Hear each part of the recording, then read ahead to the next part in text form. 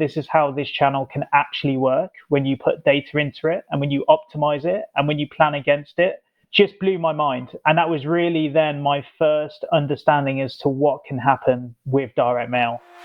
You're listening to the Keep Optimizing podcast to increase your traffic, improve your conversion rates, and grow your profits. Hello and welcome. I'm Chloe Thomas, the host of this e-commerce marketing focused podcast. If you're not familiar with our format, well, each month we focus on a different marketing method, could be email or SEO or Facebook ads, and each week I interview a different expert to explore the latest advice on making it work for you. Today, or in this episode rather, we start a brand new topic for the month. Offline marketing. Yes, for the whole of this month, we are going back to the tactics that I started my career with. Get ready for lots of paper marketing and some surprising curveballs too. Last year, offline marketing was our most popular topic of the year. More of you listened to it than any other set of recordings we put together. So if you're not already doing offline marketing and you need to improve your marketing performance, it's time to get your ears pinned back because you're about to discover some brilliant marketing strategies that you've probably not heard of before and possibly didn't even realize were possible. In this episode, we're kicking off with a super cool approach to direct mail and including personalization and triggering it. We're calling it programmatic direct mail, and it is something I think you should all be considering testing. And don't go thinking we're ignoring tech. This is very, very tech. This is very, very digital, even though the the semi-end result is a piece of paper going through the post, and the end result is lots of sales for you. I've been excited about the tech that Dan and his team have put together for over 5 years, so it's really brilliant to finally be able to get them on the podcast to tell you all about it too. So do make sure you listen right to the end of the episode, because at the end of the interview, Dan will be sharing some quick fire insider tips to help you maximise the performance of offline marketing, and then I'll be sharing my take on it all, plus outlining some more free ways we can help you to improve your offline marketing even more. So stay tuned to the end. Unboxing is the only moment in the customer journey with a 100% open rate. Done well, your unboxing experience can build a stronger connection with your customers and immediately increase sales. To create a great unboxing experience, you need to make it as relevant as possible to the customer opening the box. The right messages, upsells and offers, but how do you do that? You need Slippy. Slippy turns your unboxing into a personalised, relevant and revenue-driving channel. Print inserts on demand from packing benches at your fulfilment facility. And segment and personalise those messages to include content and upsells based on each customer's purchase history and behaviour profile. Slippy gives you all the power of your email marketing system, but for your 100% open rate unboxing channel. Slippy are offering a 3-month free trial exclusively for Keep Optimizing podcast listeners this month only. So visit keepopt.com/Slippy and claim your free trial today. Are you tired of generic marketing messages that don't resonate with your customers? Have you stretched your spend in digital retargeting as far as you can to maximize conversion? Do you want to reach your target audience with pinpoint accuracy via a channel that gets noticed? Then it's time to add dynamic postal marketing to your online marketing mix. But how? Look no further than PaperPlanes. PaperPlanes' programmatic direct mail service uses advanced insight and analytics to personalise your marketing messages and trigger content over time. Their sustainable approach is cost-effective, so you won't be wasting valuable resources on generic marketing. Instead, you can tailor messages to your customers with pinpoint accuracy, backed up with valuable insights and analytics on performance to help optimise creative and targeting even further. It's time to join the revolution of modern direct mail marketing. Go to keepopt.com/paperplanes to find out how. In this episode, I'm chatting with offline marketing expert Dan Dunn. Dan is a long-time marketing enthusiast and founded PaperPlanes back in 2017 to merge the latest digital marketing technology with the power of print.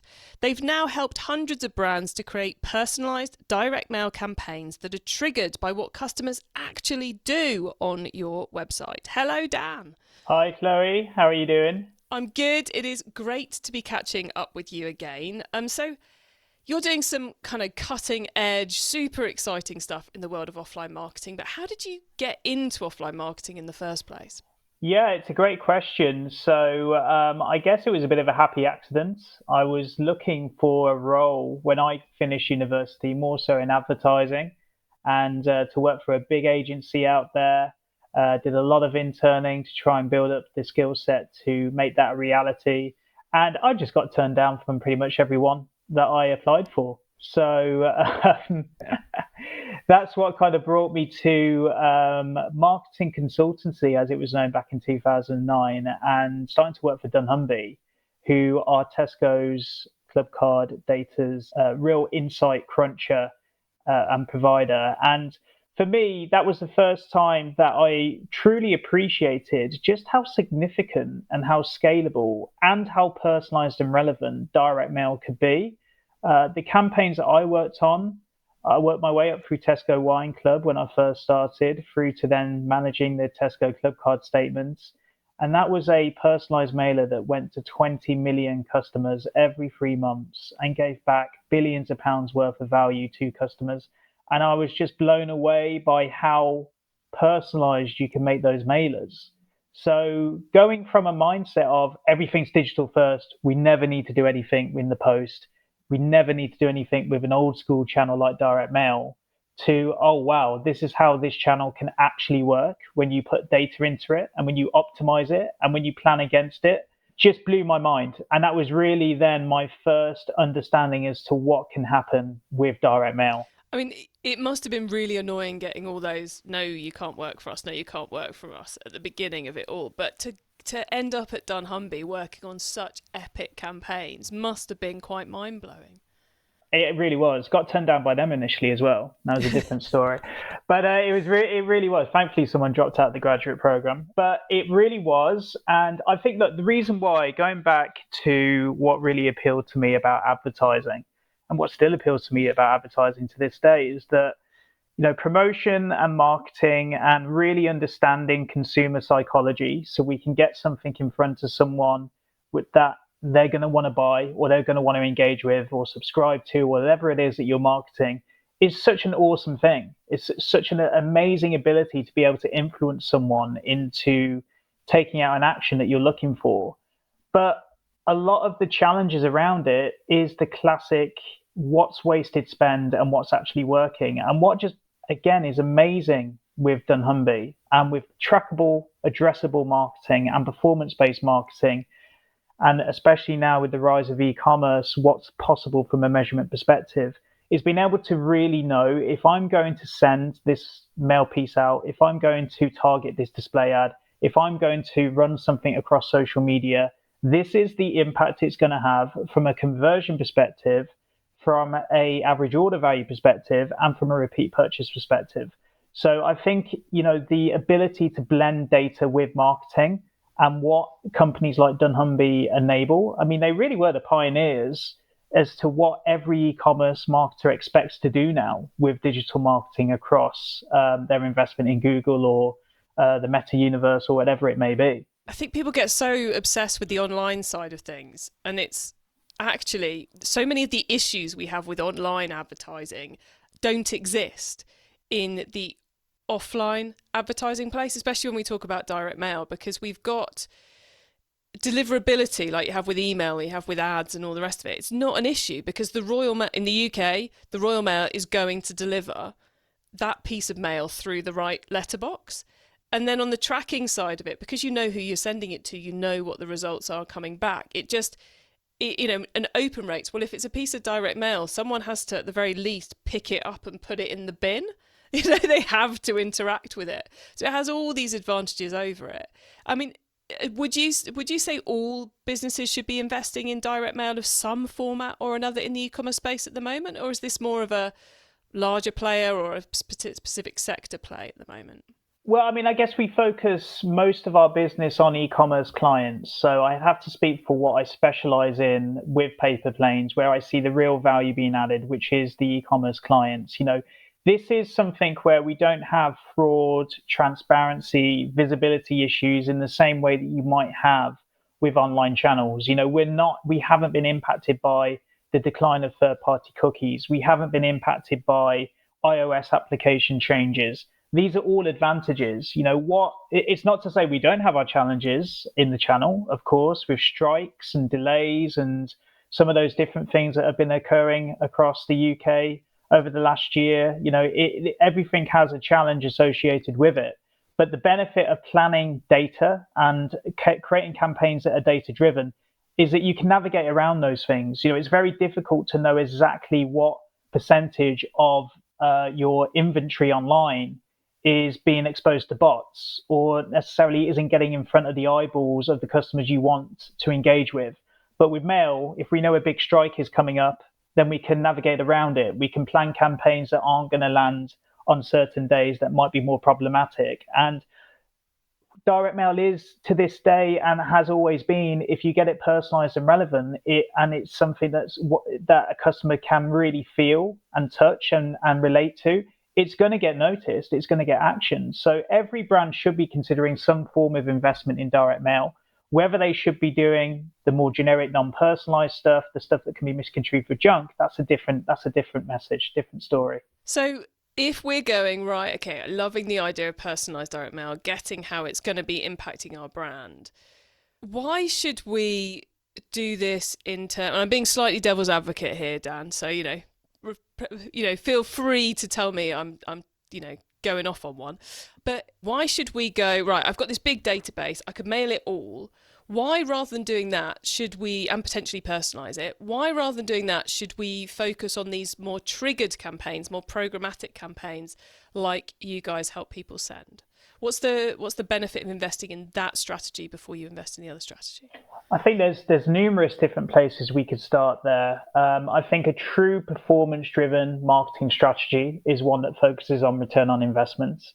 And over time, if we can get really specific and really granular with who we target, that's going to give us the best chances of maximizing returns that brands are going to want to see. We can't shy away from the fact that postal marketing comes with postage costs. And, that means that there's going to be more of a upfront associated with your investment in direct mail versus email. But if you can utilize data in the same way a Klaviyo or an Ametria or a Digital or an Amasis would do to really trigger effective comms, email automators have worked out a long time ago that flows built on targeted data are much better than broadcast campaigns. So I think, being able to be really smart with our data utilization and who we target for campaigns is important. I think there's also a relevance argument there. We don't want to bombard people on this channel. We can take a lot of the bad practice from the likes of email or SMS and what happens elsewhere, and we can put that to a side and we can really focus on what is best practice. And that's always around targeting, relevance and personalization. And there is a sustainability argument as well, Chloe, which is really important. We have the ability of being a relatively young company in the direct mail space, so we can work with production partners that have ISO accreditations in mind for environmental standards. We can look to seek Forest Stewardship Council approval wherever we can on our campaigns. And data is one of the best ways of ensuring minimized waste, like being able to use data to understand who should be selected for campaigns and who shouldn't be, and then being able to understand who should be stripped out because they're not going to respond and what needs to go out to a home and what doesn't, is a really effective way of bringing sustainable multi-channel marketing into your marketing mix. I love anything that makes us more sustainable. So really glad you brought that up there, Dan. We'll go into some campaigns that work particularly well in a moment. But before we do that, there's one last thing I want to say, which is we've been using the word personalize. And personalize means so many different things to different people, from putting someone's Dear Chloe or Dear Dan rather than Dear Customer, right through to totally unique artwork, etc. When we're talking about personalising these triggered direct mail sends, what is possible? How far can we push it? Nowadays, with the technology as it sits today, what are we now? You said at the start, we're about 7 years into this journey, 6 or 7 years in, even though it looks like it's been about 30 years, if you'd seen my face recently. Now, there's no limit to the personalization that you can utilize our algorithms and our product for, the customer name, of course, A/B tests around incentive and whether their promotion should be included versus no incentive. But what's really important, especially with the rise of AI as we have now, and automation technologies and being able to learn machine learning, is looking at the right product combinations that people have engaged with, getting them back in front of people if they've abandoned the flow, getting the relevant products that are going to increase basket spend by 30% in front of people, even if they haven't abandoned, if they've gone through and made a purchase, because we know how important this second post-purchase or third, fourth, fifth post-purchase is, especially after the number of trialists that e-commerce brands have spoken to for the first time during COVID, trying to get them locked in for incremental spend. There's lots of different things that can be personalized across those campaigns, even down to the images that appear on the outer envelope. It's really important to get your brand and personalization across the outer envelope for our direct mail trigger campaigns. It's the equivalent of the email subject line. So there's no limit to the mass personalization at scale, if you will, that can be applied to these campaigns. And that's what really helps drive performance as well. Excellent. So we're definitely not just first name, everyone. That's what we're saying here. If you can think of it, Dan and his team can make it happen, basically. We're not meaning to set you up for a nightmare there, Dan, but there we go. Famous last words. Yeah, famous last words. You're going to get some crazy requests coming in off the back of this now. So let's talk about the types of campaigns you're seeing people run. Let's start off with what's working really well. What's a great place to start with Triggered DM? Which campaign is like the no-brainer that you say to everyone, you've got to put this one in place because it's just going to bring you sales? Well, abandoned flows continue to be one of the key challenges for every e-commerce brand across Europe, across the world, and continue to be one of the areas which we know for a fact our campaigns are really PaperPlanes driven capability that land in home for an abandoned flow follow-up. Not only do they lead to conversion rates which are much stronger than the email alternative flows. I think an email flow and abandon might average around about 2%. The PaperPlanes abandon flow will average about 14 to 15% in terms of conversion. So just to be clear here, Dan, we're talking abandoned basket. So someone abandons their basket on their website and then we send them a piece of direct mail to encourage them to come back and check out. Is that what we're talking about here? Correct. The technology that we have will sit on the client's website. We will be able to identify and specifically isolate those who have entered the address and postcode, whether they're looking at a subscription-based product or they're looking at a one-time basket load, or even if they haven't entered the address and postcode then and there, we can go back to the first-party data that the brand holds on those clients, customers, if they have purchased previously, and link back to that and get something completely personalized around what the customer has done out to them if they haven't returned to the website to complete that basket in a specified time frame, normally about 24 hours. We're then taking that customer, getting them on the print press, triggering something out so we can actually get them back to the site to convert. Got you. So this can work really well hand in hand with an email or an SMS-based abandoned basket capture process. Yeah, absolutely. There's never a us versus other capability because, as you can imagine, all of our clients utilize email, SMS flows, retargeting across social media to do abandoned flows as well. What's awesome about ours is that typically a abandoned flow digitally will work anywhere between 0 hours to 72 hours after the abandon has occurred. You've got to strike while the iron's hot and get people back. Great thing about PaperPlanes campaigns, they don't land until day 3. So if a customer has abandoned, it's going to take about 3 days for the campaign to land. Everything we report, therefore, in our analytics is the impact of a campaign day 3 onwards. So our conversions, when I talk about a 14 to 15% conversion rate, these are people that are coming back above and beyond those that have already been triggered via the other digital forms of retargeting. And we extend out the sales cycle as well. So we can see that the average time to purchase on a PaperPlanes campaign is around about 12, 13 days after we trigger it. So you're serving that brand impression up in the customer's home. It's sitting on the kitchen table or the living room table. It struck a relevant chord with the customer, but they're going to come back to it and engage at a time where it's right for them. And we absolutely see that in the data. It's the ability to track that performance with our data, insights, and analytics in the platform as well, which means that none of those conversions get missed. Nice. And it is one of those great things about direct mail is it does live around the house for a while. It's not like you see the email and then it's gone and it falls out the inbox. It's there on the dresser or the table or the coffee table or wherever it might be. So yeah, I can see why there might be that time span for it all. So the most obvious one to go for is the abandoned basket. What's the next one you'd suggest someone looks at? We've got an awesome team that we have in place. The guys and girls who work within PaperPlanes are super talented, and there's always new thoughts coming into what we can do, what we can introduce into the product, what we can actually develop next. And one of the most significant advancements recently has been just taking simple extensions of abandon and being able to use it as an opportunity to trigger a next purchase as well. So for example, fashion clients, this happens a lot with our fashion clients.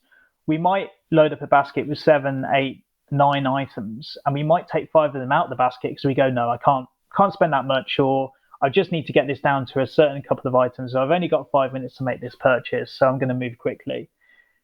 Being able to complete on that the 3 or 4 items that are still in the basket, but then as a brand, being able to be like, thank you for your purchase, but here are the other items you were looking at, just in case you want to come back and revisit them at a different stage.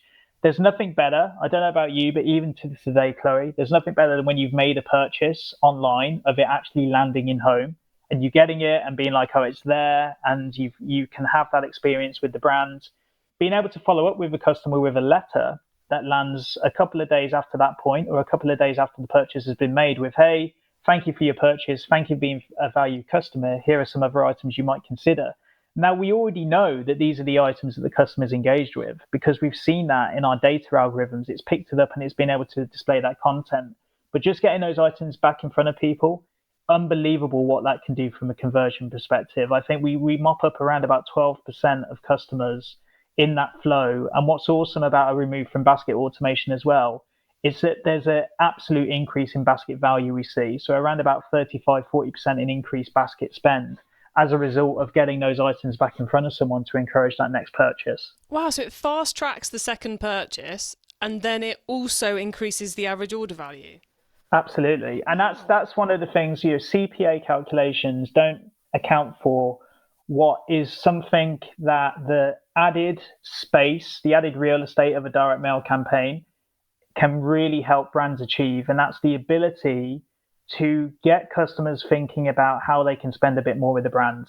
That's something which we see time and time again, because you've got all of the space on the envelope, all of the space on the front of the letter, all of the space in the back of the letter, to be able to encourage and incentivize people to do a little bit more with their tangible media, which sits in home, than they can do on an email, or they can do on an SMS, or they can do on retargeting, where it's all about getting a customer then and there quickly from TikTok and onto your site, or from Instagram and onto your site.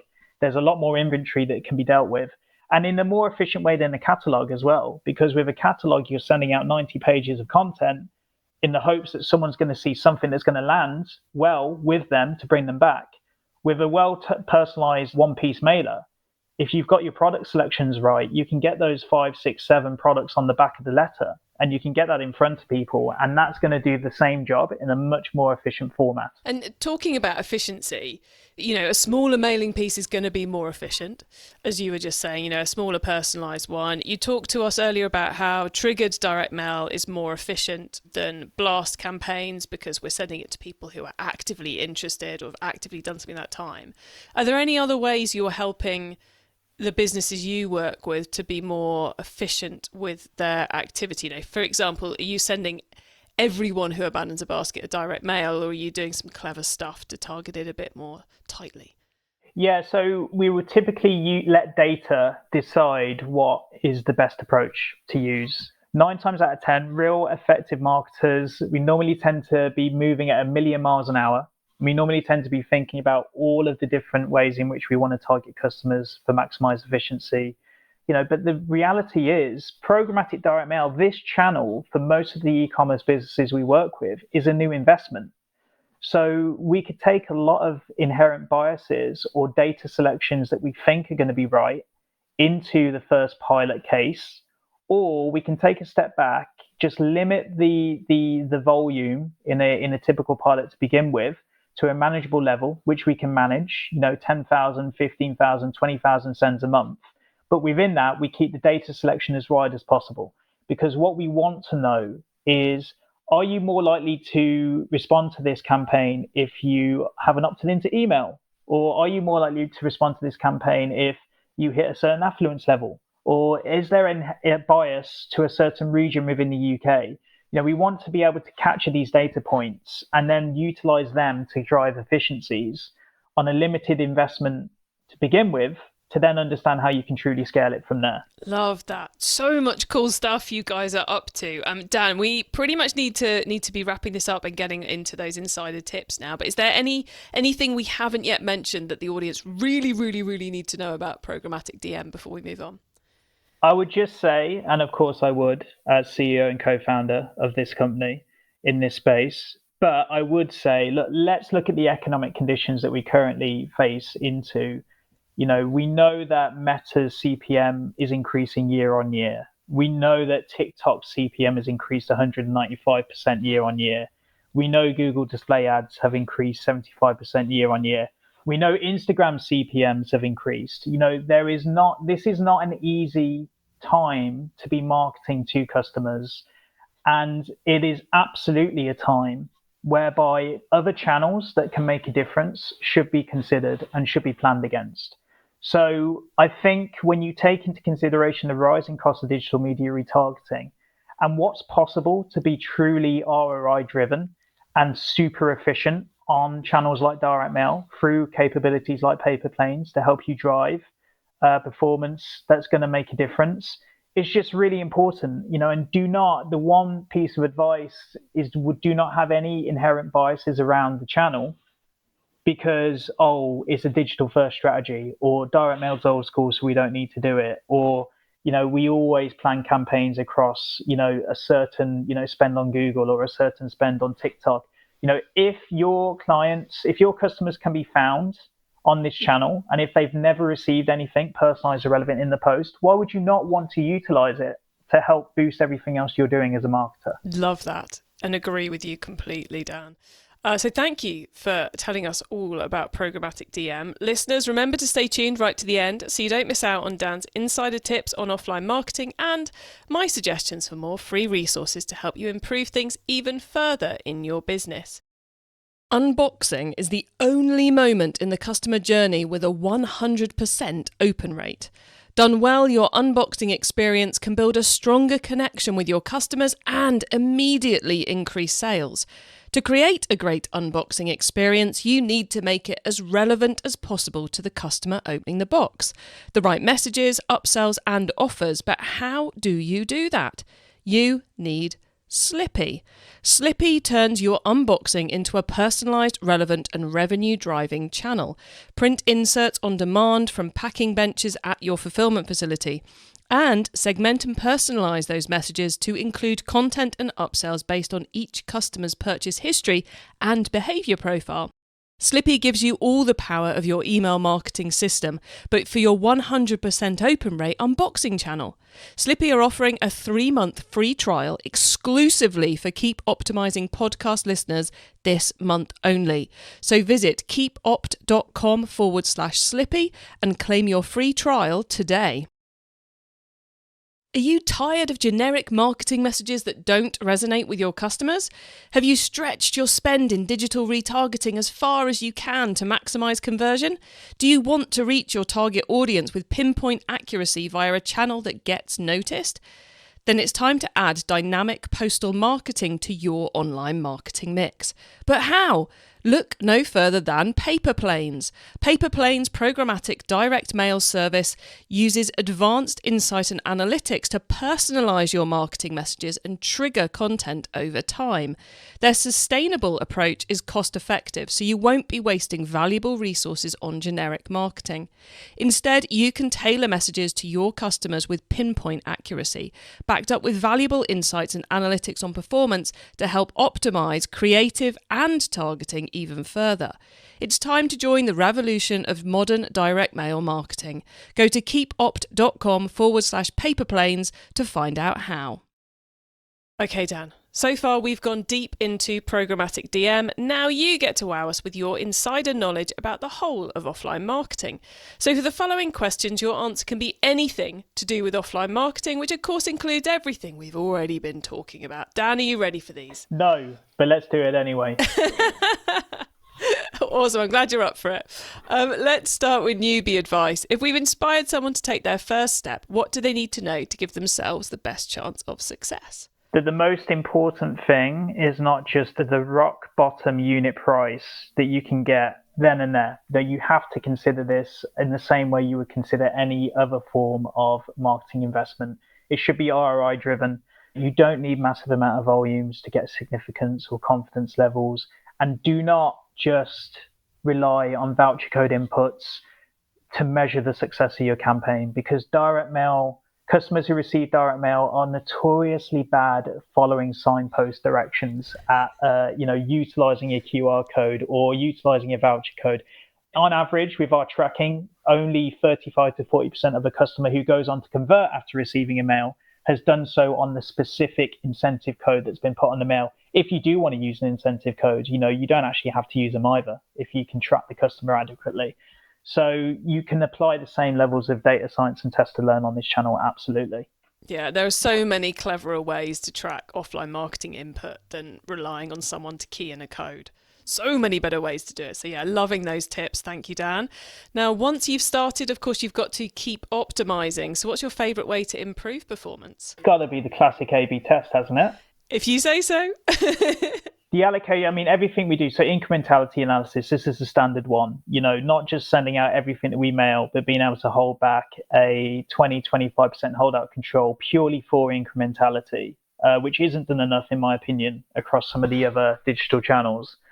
That's key, but then extending that so you can understand whether an incentive is needed versus not needed, and taking that selection right at the end of the marketing process, so it's completely randomized, is the only way that you can truly optimize and improve campaigns moving forward, and not having to be tied into or married to any base stock that you need to get through before any changes can be made. If you're going to really optimize across direct mail, you need to do it on the fly in the same way you would optimize any digital campaign.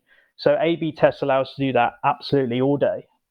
And just to be clear, when we say base stock, we mean a pile of postcards sitting in the mailing house waiting to have addresses put on them. Pretty much, yeah. You've ordered 10,000 of this stock. You can't do anything until 10,000 of this stock goes out the door, or we have to destroy it, and it's another cost consideration. We have none of that with us. We're completely variable.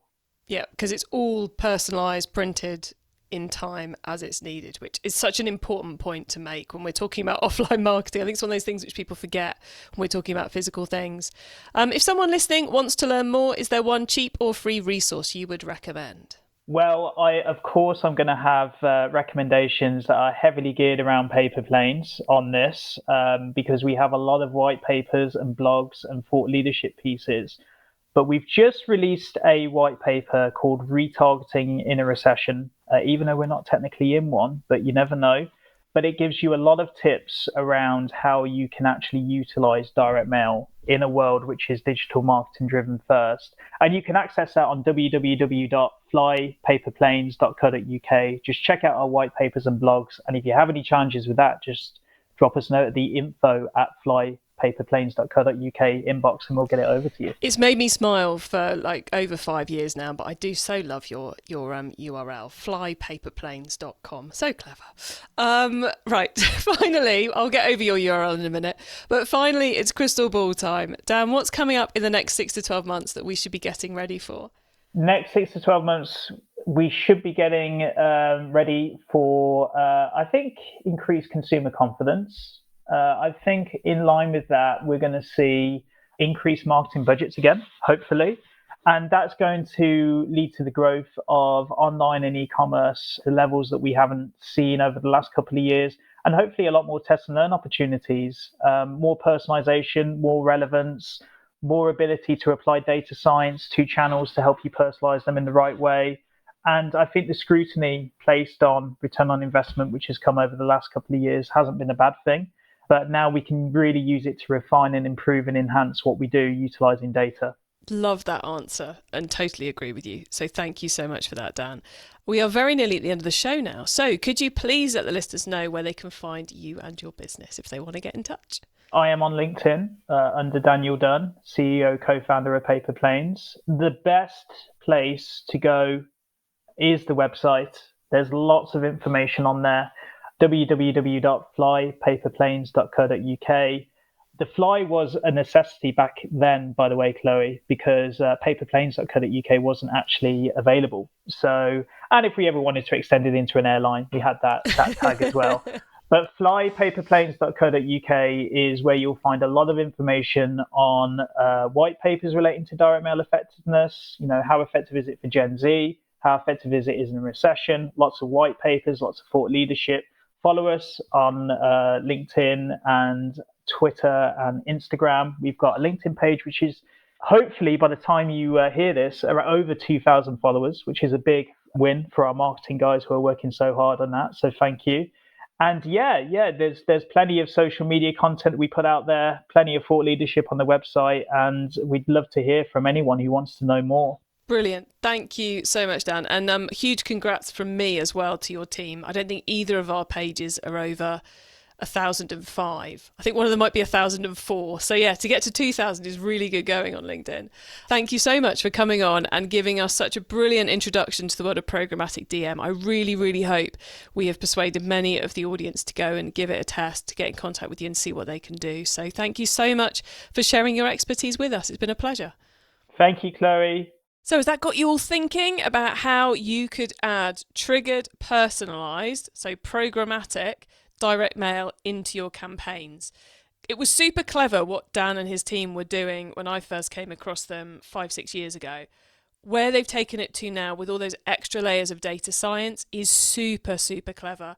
I would definitely be putting this on my list of things to explore and probably to look at testing this year if I was running a brand right now, because well, as you all know, I'm a massive fan of the power of paper anyway. So really great to be able to bring this to you to have a listen to. We're going to have, I'm not telling you what's coming up next. I'm going to tell you where you can get the links. You can get the links to everything we discussed, the full transcript of the episode, important notes and more via keepoptimising.com. And if you want to go straight to the correct page on the website, then use our direct to episode short links. Just put keepopt.com/episode number into the URL bar and you will go straight to the correct page on the website. When you get to the website, why not add yourself to our email list so you don't miss out on any of those things I shared to help you improve your business, which includes our upcoming monthly Q&A webinar, because to help you with your offline marketing activity, I've invited all of our offline marketing specialists to join us for a live Q&A session at the end of the month. Your chance to get your questions answered, just go to keepopt.com/webinar to get yourself signed up for that. And thank you so much for tuning in to this episode of the Keep Optimising podcast. If you've enjoyed this episode and want to continue learning about offline marketing right now, so without having to wait for next week's awesome episode, then do scroll back up your feed to episodes 84, 85, 86 and 87, because last year's Offline Marketing Month includes 2 more episodes on how to make DM work for you in different ways. And we've got some amazing episodes coming up for the rest of this month too. You can find all our offline marketing content via the short link keepopt.com/offline if you'd rather go and have a browse through it all on the website. Finally, please do tell your fellow marketers about this show, because I want to help as many of you as possible to improve the performance of your e-commerce marketing. And this year, that means improving your creative, and it means looking to other channels to make your money, your marketing budget work harder for you. Like Dan was saying, it's all about the ROI. And one of the most solid places to get ROI is offline marketing. So please do spread the word about the fact we're covering it this month. For now though, have a great week and make sure you listen to the next episode so I can help you to keep optimizing your marketing. Access everything Keep Optimizing at keepoptimizing.com. That's with an S, not a Z.